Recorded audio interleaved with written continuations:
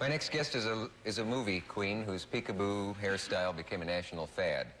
She left Hollywood at the height of her career and never returned. Her autobiography, Veronica, which is just out, I believe, tells how she succeeded and also how she failed. And it's an interesting document about what can happen to a person in Hollywood. Will you welcome, please, Miss Veronica Lake. This photograph, for some reason, I don't know why I remember you more this way. This picture on the back of the book. Do you remember what you were thinking when you posed for a photograph like that? I think that was the original Lolita, whatever you want to name, that was it. Yeah. That was 17. You were 17 at that time? This is 48 now. The one thing I do Now I can giggle.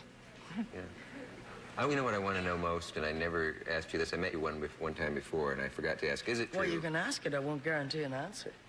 I'll ask it. Is it true that Alan Ladd had to stand on a box because he was short and they had to dig a trench? No, I had to stand on the box to be taller than, but depending on the angle of the camera. Yeah. But for many of his leading ladies, he had to stand on a box.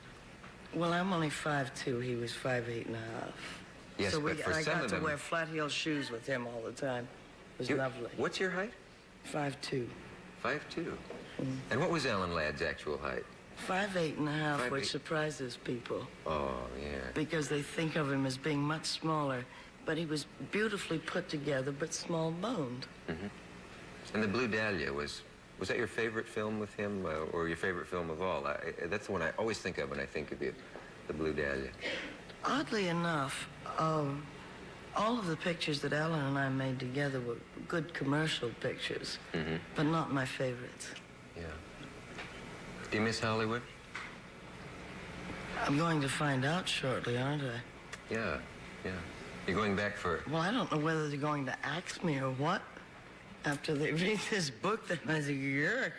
I've already said I'm going to look through that airplane window and say, are they welcoming me home with open arms, or they're ready to have the guillotine after me?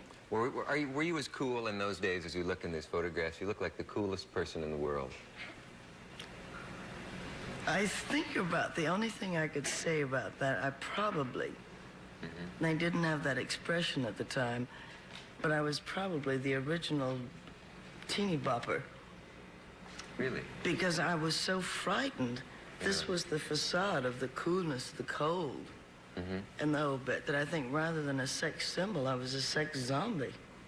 Yeah, what a strange phrase. Sounds like a drink made with an oyster or something. You know, this hairdo, which was at that time the most famous hairdo in the world, was imitated a lot, and then it got involved with the U.S. government. Can you explain how that that happened? took an act of Congress, too. Surprised they didn't deport me by an act of Congress. But this... You know what I'm referring to? No, yes, I do, love. This truly happened, that during the war years, with the long hair and the, the factories and the whole bit, everybody imitating it, they really did. They could snatch themselves bald-headed. In machinery. They didn't have some way of catching it back. Yeah. So I really had to wear my hair in every style so long as it wasn't hanging loose during the war. And there's a picture of you in the book working with some machinery, the way the girls did who worked in the defense plants to show that it was... That was done as an advertising or PR or whatever, saying this is what can happen to you. And they made it legal that you had to wear the little visor caps, but they had a snood in the back to keep their hair in. Yeah. And believe it or not, right now, if there weren't 10 cans of lacquer on my hair, it would be over here. You mean it never got untrained from that? No, it's by Mother Nature. It has to do with your part or something, you explained once. No, it's a natural break in my hair. It goes there. It's just a natural break in my hair. Yeah. If I get out of the shower, you'll be sopping wet the minute it's dry. And I'm going... When we come back, May I tell you what's funny about a show that I did the other day? Will the real one stand up? Yes. Oh, we have a station break, and when we come back, would you tell it then? Because we'll get behind. We'll be right back. The Dick Cavett Show with Veronica Lake, William Sorrell. Proposals of marriage, particularly one that you talk about in the book. You know the one I mean? There's more than one in the book. Oh, I know you got a lot of them, but there was one that stands out. Well, I think you were asking about Howard. Yeah. No, I'm not. I'm thinking of the one where there was one where you offered $100,000. Oh, Tommy Manville. Oh, that's too funny. Yeah. No, I actually didn't. No, I got a telegram one morning from Johnny Myers, who was then Howard Hughes' right-hand man, saying, oh, you know, this is a gas and a half. Tommy Manville will give you $100,000. If you will marry him, you can leave for Reno the next day. He just wants to say he was married to you. But I had a lovely 3-year-old daughter at the time and very altruistic. Yeah. I didn't want my children to have anything like that. She was my first child, but I just couldn't imagine a story being told to a child that your mother did anything that ridiculous. If you hadn't had the But child... boy, the temptation was great. Yeah. Because you could have used the money at the time. I didn't need it at the time. It was just a funny bit. I wish I had it now. It is sort of funny to think about. If you married... in the book, I think he said for 3 days in the original offer or something like that. No, it was just Not to even that? marry. Yeah. Could leave as soon as the ceremony was over for Reno. Wow. And that would be that, just so he could say he was married to me. Wish you'd make me that offer. Danny LaRue. If you're sure those are the terms, I mean. Sorry. Wait a minute. You twit. Well, I mean, right after the ceremony, you said. Well, didn't you? Is there a better way? I've since discovered. No, I wish I'd done that I'd smart. insist on that. We can get You mentioned into Howard about Hughes, that. though. And you knew Howard Hughes. Yes. He's one of the most mysterious figures now. He gets more so the more he hides. Well, he's graduated into Kleenex boxes. When I knew him, he was traveling with Scott's tissues. Explain that. Explain that. You will explain it. No, it's in the book. You described his carrying as his, wasn't it his luggage? He had a big box. He called me one morning about 5 or 5:30. He suddenly had to take off to Washington, and I don't know, somehow or other he didn't have a car. Howard I Hughes. Said, yes. Yeah. And he said, well, you take me to the airport. And of course I knew the short route to Burbank. Burbank was then the big airport. Now it's obsolete. But anyway, he arrived. Frayed cuffs, what he got, Sears and Roebuck suit. You know, the sleeves came up to about here. Topsiders with holes in them. And his luggage, and I know that he had beautiful luggage, but his luggage, 2 boxes, cardboard boxes packed, and what they said on the sign, Scott's tissues. It's amazing. This was how? Now, was this a disguise, or was he just eccentric? No, he's eccentric. But if ever a man deserved to be eccentric, he does. How do you mean that? Do any of you remember how much he has given aerodynamically Oh, yeah. Yeah, to the world? And I meant what I said when he has an IBM machine for a brain. He does deserve to be an eccentric. He's not daft. Yeah. He's an eccentric. I remember when he was called into Congress. Well, I think you might be a little bit too young for that, too. But he was called to Congress on questioning of Senate committees and all that sort of thing. And had to do with both TWA and Pan Am. One trip was involved in it. And I said, oh, they might just as well forget it because you cannot trip that man up. That's right. If he would just come in and sign something, I believe, or just appear, it would have saved him millions of dollars. He wouldn't come. Oh, he went. But Congress, the Senate, got nowhere with him. Oh, I'm thinking of the time if he would sign a merger or something like that, it would have saved him a great fortune, and he would not even appear just to sign the paper. Oh, I see. That's a different incident. Don't you ever then. believe that either. He might have had someone else do it. No, I think he had to appear in no. person. No? Oh, no. I think probably what is happening right now with all of this mystery bit and everything. I've read a few things I will not say, but I will hazard a guess. I think I know what he's behind right now, but I will not say what it is. You won't say what it is? Would you No, tell me later, and then I can blurt it out on the show No. on Monday? He is really a bloody twit.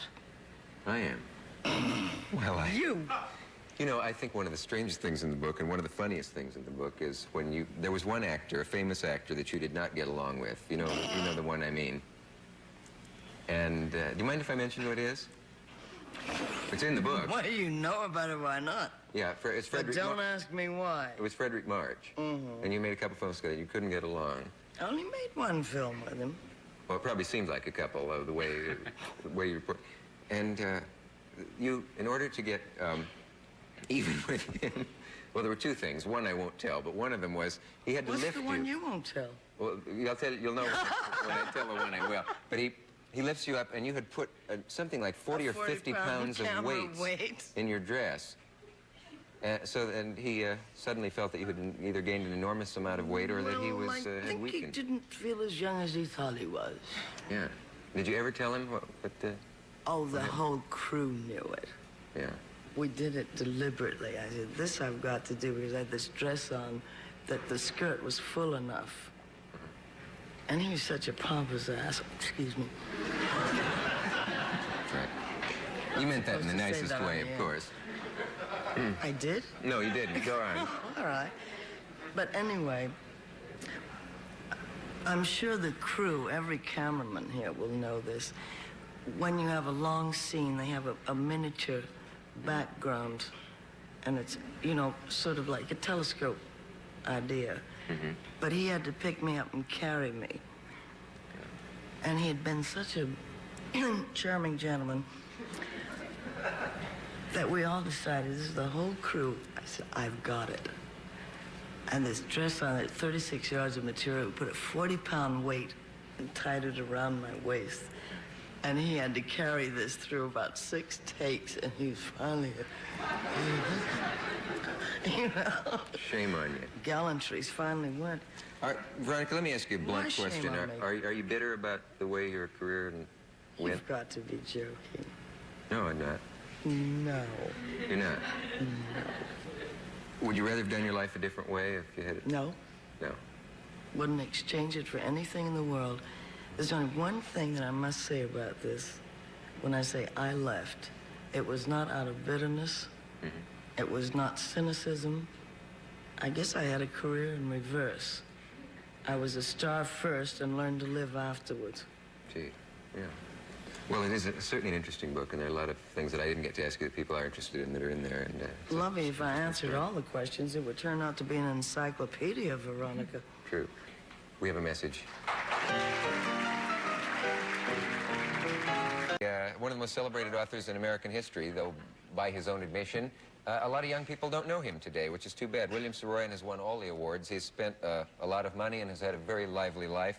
His most recent book is this one. It's called Days of Life and Death, and Escape to the Moon. And if you open it to the inside, as we're going to do for you now, you will see some of the things that he has written, which include The Time of Your Life and The Human Comedy and My Name is Aram and My Heart's in the Highlands and The Young Man and the Flying Trapeze and all of the other ones that you can see on your screen. Mr. Saroyan is even part of the language. There is the word Saroyan-esque, which is an honor. Will you welcome, please, the kid from Fresno, Mr. William Saroyan.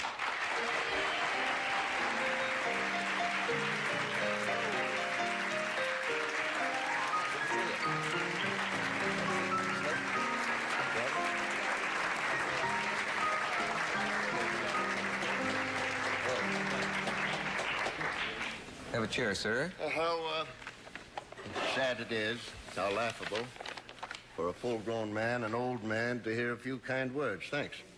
Why is it so hard to find kind words in this kind world? No, but what it is that we get so pleased when we do hear it.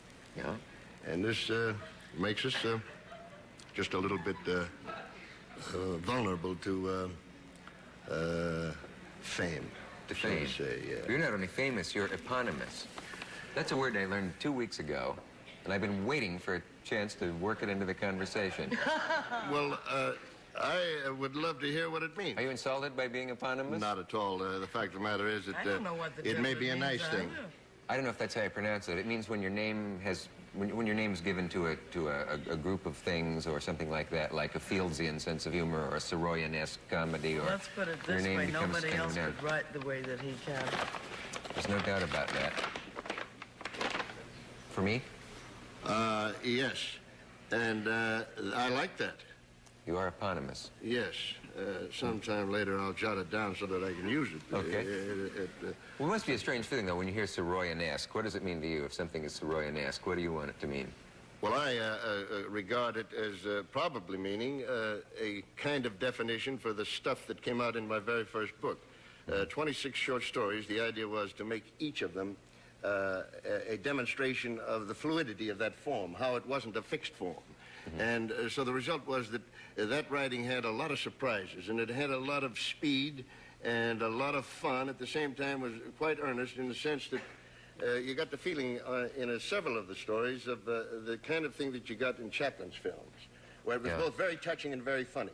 And I think that probably they mean, and I would imagine that this might be a little bit inaccurate at any rate, something of that kind. An enthusiasm about the potentials that are in an art form, and a kind of simple delight in demonstrating this variety that exists there.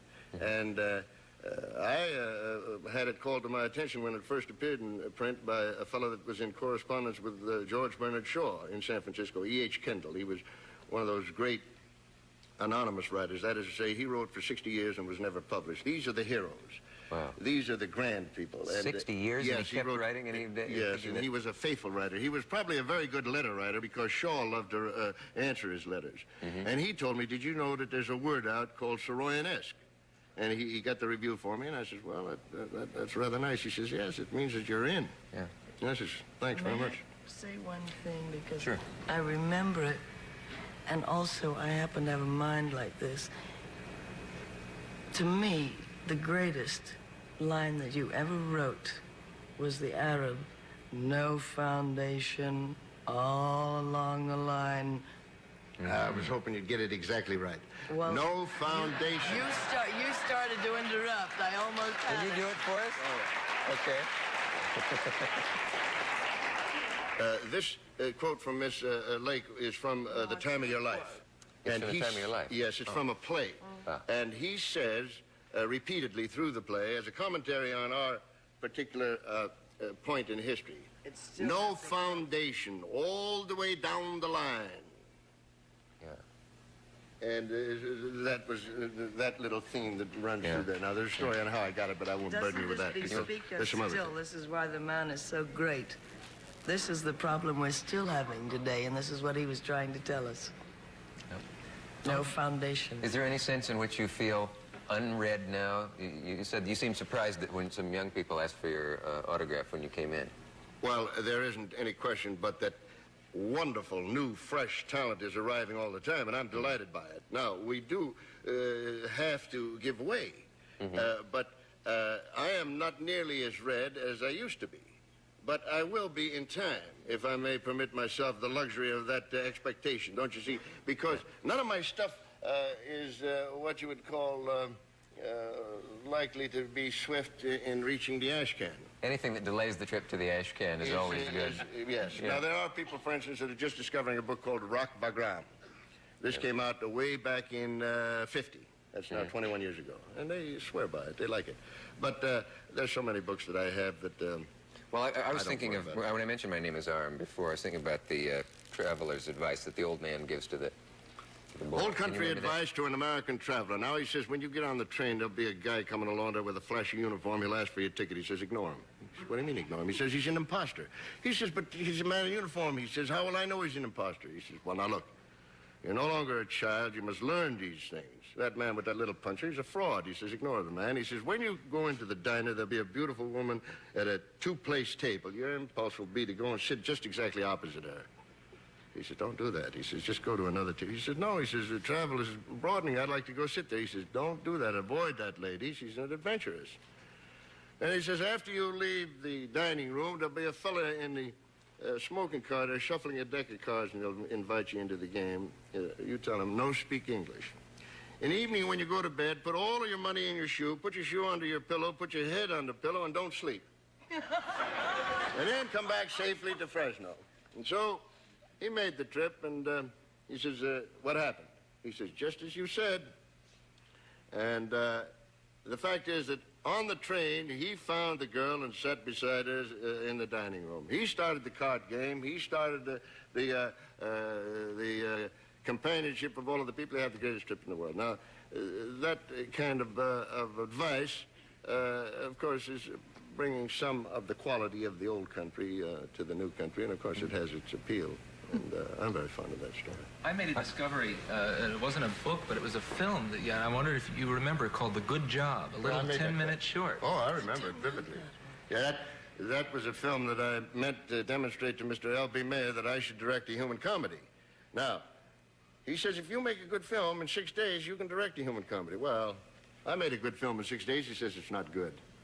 Because arbitrarily. But you took the challenge. Yeah, I took the challenge, and of course you got to have things in writing. But we won't belabor any of these things because the man's dead and it's all gone. And they got that free of charge and made money from it, and it got the prize and everything else. You're less eccentric than you used to be, are you? Well, yes, in an obvious way, less eccentric. But you see, I regard the eccentric, of course, this is an odd thing for me to say, as the cherished man of any culture. He is the one to look for, and we don't have enough of them. Her country has them. England has them. Has always had them. Well, what have you dropped from your eccentricity? Nothing that I'm aware of. It's only other people report it to me. You see, I don't know about it. I wouldn't have any way of knowing about a thing like that. One of the eccentricities, obviously, is the way I look. This is something that is, that's it. You're wearing a mustache. Well, yes. Almost the moment you came out, I noticed you were wearing a mustache. Yes, I mean... I'm sorry, I'm laughing. My daughter says, Pop, let me just take 2 inches from it. I says, honey, the whole thing is 2 inches on each side. If you take 2 inches, that isn't it. Wouldn't be you without that. No, I wouldn't mess with any other kind. I've seen great mustaches and lousy mustaches and silly mustaches, and they all fit in that kind of a... I'd put yours among the greats. Yes. All right. We have a message from our local stations, and we will be back.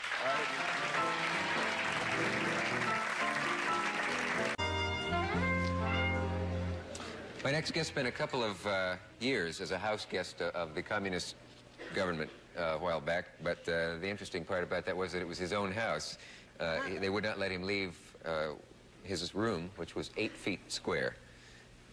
Incredible story of solitude, and the fact that he managed not to go out of his mind, I think, is amazing. His name is Anthony Gray. He was the Reuters correspondent in Peking when it all happened, and he has written a book about it, which is grim in many ways and somewhat amusing in others, and it's amazing that it can be, that there could be anything amusing about this experience. It's called Hostage in Peking, and its author is in the wings at the very moment. Will you welcome Mr. Anthony Gray?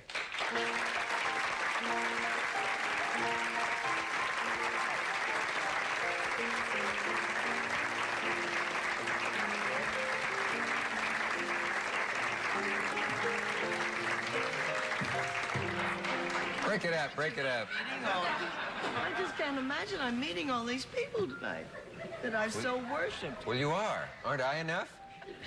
Well, I knew you before. Mr. Gray, Mr. Gray, I want to ask you about, well, first tell us why you were in house arrest, and you were just an innocent bystander, I assume? I was a correspondent in Peking. The Cultural Revolution was on. It was a time of hysteria. Some Chinese communist journalists were arrested in Hong Kong by the British authorities, and I was put under house arrest by the Peking Foreign Ministry as a reprisal until such time as they were released. So you weren't even guilty of anything. At least if you were, you could have rationalized it, I suppose. I sometimes used to think it might have helped if I was guilty, and I could have felt that I was repenting and getting what I deserved. But it was strictly reprisal. They grabbed you because the other men had been grabbed. Yes. Yeah. And how long to the day were you held in this? Well, altogether it was 806 days, 2 years and 2 months. The first month was fairly normal, living inside my own house with just the Public Security Bureau guards in the courtyard. But after 28 days, my house was invaded by about 200 Red Guards, and they smashed the place up and painted slogans and put up portraits of Mao and made my confinement more severe. They put me into that little room pictured on the front of the book, which was 8 feet square. Yeah, I don't suppose they can come in close enough to see this. Let's try it. This is This is the room with an aerial view of the room, and you take up that much room. There's only that much left for 800 and some days. Well, that wasn't the whole time. That was 3 months, and I was never allowed to go out of that. Never allowed to go out even to the courtyard for fresh air. For 3 solid months, you never got out of that. How does this all make you feel about Red China now? Well, I'm still very interested in China. I've come out of this... You wanted that assignment, didn't you? I did very much, yes. Yeah. When I was sent there in February 1967, somebody rang me up from London. I was in Berlin then, and said, how would you like to go to China? And the whole world was watching Peking at that time, and there were only 4 Western correspondents there. And I was delighted. I remember putting the phone down and going through to the bathroom and looking in the mirror, and there was a face grinning back at me with a grin ear to ear saying, you're going to Peking, this is wonderful. Yeah. And in that sense, for the 4 months which I worked as a correspondent, it was indeed very stimulating and interesting work. As a result of the experience, I'm still very interested in China. I can see the experience in perspective now. After this message, we'll be right back.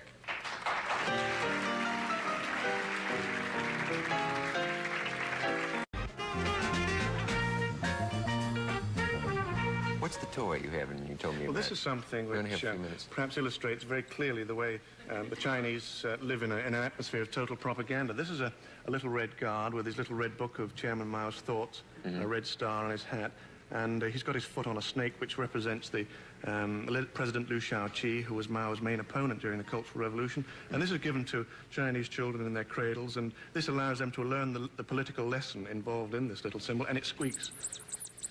But even in the cradle, they begin to learn their political lessons before they can speak, practically. Yeah. This illustrates the atmosphere in China today.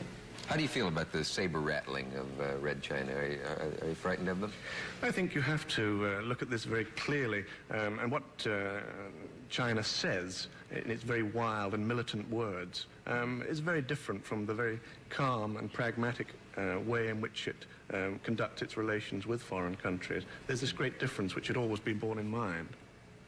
I'm so fascinated, but I was in London when you were released, and I saw you so much on television. This came, both of you have come as a complete surprise. But you said something I think should be clarified because it is so true, but to have a strong enough mind and compassion to say it, you look at both sides. You're not condemning anywhere. No, I think it's important in this situation to say clearly what happened and why. It was a special situation. There was a special atmosphere of hysteria in China at this time, and I try in my book to give the full story from both sides. I don't use it as a condemnation of what happened to me. I wonder if that's what helped preserve your sanity. Well, I think I was a reporter, and while I was in this situation, I realized it was a good story, and I sort of stood off and looked and saw this man in solitary confinement, perhaps almost with a split personality. I think you were lucky that you were a writer. I mean, if you hadn't been a writer, you know, thinking of it perhaps in even a book term, or the idea of being able to keep a diary. I think this was very important. I've always been a reporter, and I thought, well, here I am with a good story, and what's more, it's exclusive. How do you feel about China? Do you like Chinese food to this day? Can you face... As a matter of fact, I do like Chinese food. And only today I had lunch in a Chinese restaurant here in New York, and I enjoy it very much. If you would like to know more about my guests, they each have a book, I realize. Veronica Lake's book is called Veronica, and your book is called Days of Life and Death Escaped from Mr. Soroyan, and your great book is called Hostage in Peking, Anthony Gray. Mr. Matlin's book is called Movie Comedy Teams, and mine is called I'm Out of Time, and we'll see you Monday night. And good night. Good night.